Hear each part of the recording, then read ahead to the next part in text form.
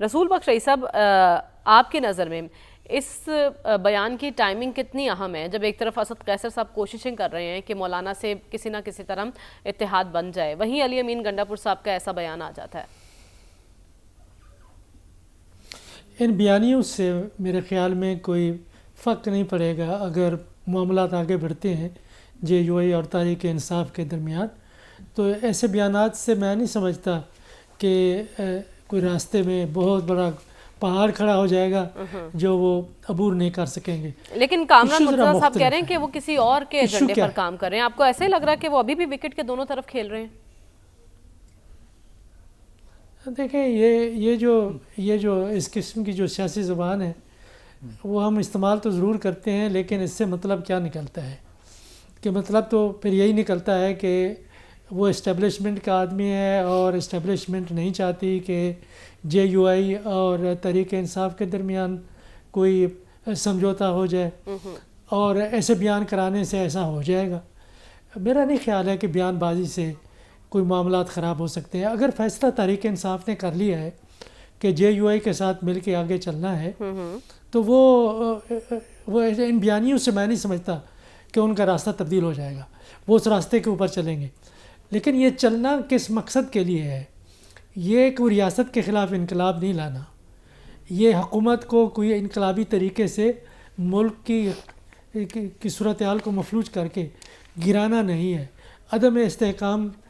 پیدا ہو سکتا ہے لیکن وہ اس حد تک نہیں ہو سکتا کہ اسمبلی میں جا کے وہ عدم اعتماد کی تحریک پیش کریں اور وہ کامیاب ہو جائے۔ اس سے جو مقصد ہے وہ ہمیں سمجھنے کی کوشش کرنا چاہیے۔ مقصد یہ ہے کہ اگر ایک بہت بڑا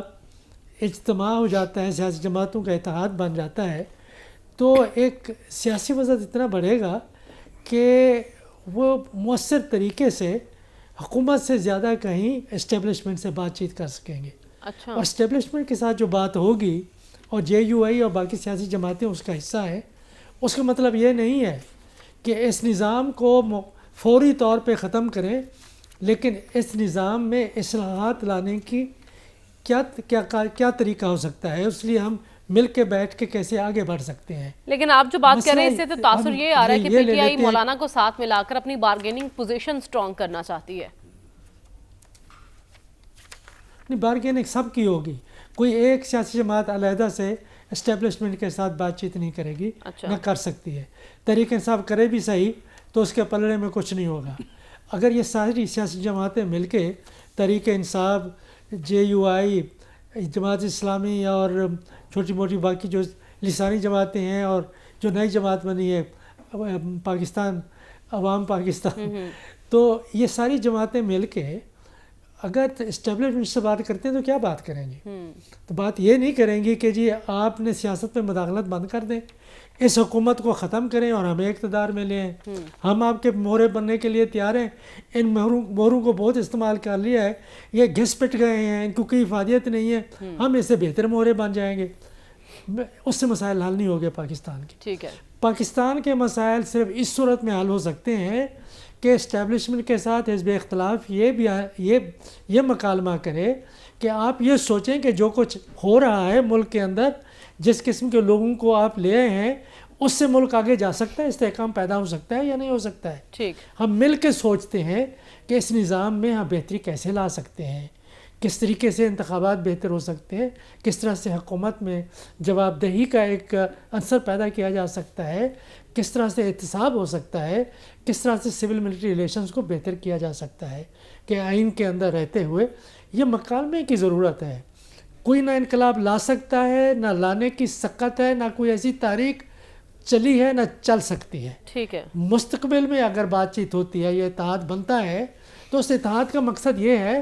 کہ جے یو آئی کیا آپ کے خیال میں بالکل اس نظام کا حصہ ہے کہ اس کے خلاف تنقید نہیں کرتی؟ اب اٹھا کے بیانات دیکھ لیں مولانا صاحب کے، انہوں نے کہا کہ یہ انتخابات جعلی ہیں، یہ حکومت جعلی ہے، انتخابات میں دھاندلی ہوئی ہے وغیرہ وغیرہ۔ یہ وہی باتیں کر رہے ہیں جو تحریک انصاف کرتی، وہ ان کو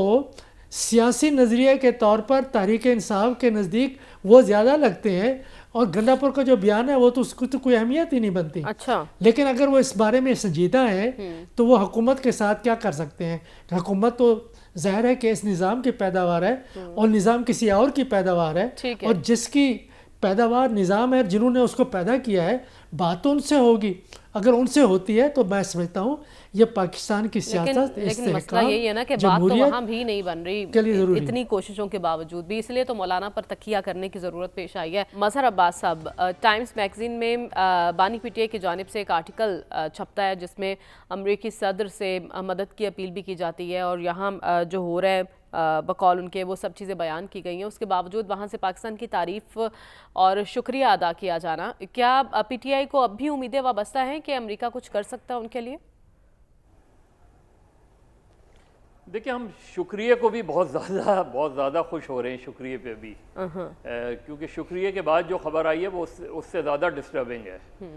کہ ابھی پتہ نہیں ہوگا نہیں ہوگا سفری پابندیوں کے حوالے سے۔ دیکھیے، نارمل ہے، یہ بالکل نارمل ہے کہ اگر آپ کسی کے اس میں مدد کرتے ہیں، کسی ٹیررسٹ کو گرفتار کرنے میں امریکہ کی آپ نے مدد کی، اور یہ آج کی بات نہیں ہے، ہم برس سے یہ کرتے آ رہے ہیں یہ کام،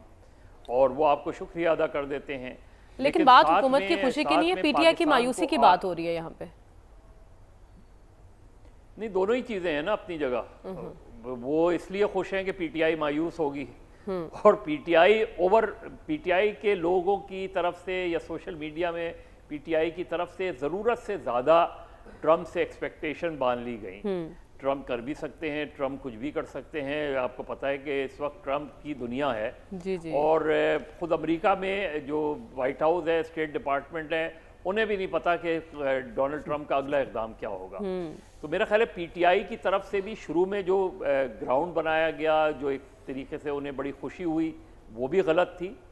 اور اگر ہم یہ سمجھ رہے ہیں کہ ڈونلڈ ٹرمپ کچھ نہیں کر سکتے، یہ بھی غلط ہے۔ جو لوگ ڈونلڈ ٹرمپ کو پچھلے دور میں بھی اور اب بھی سمجھتے ہیں،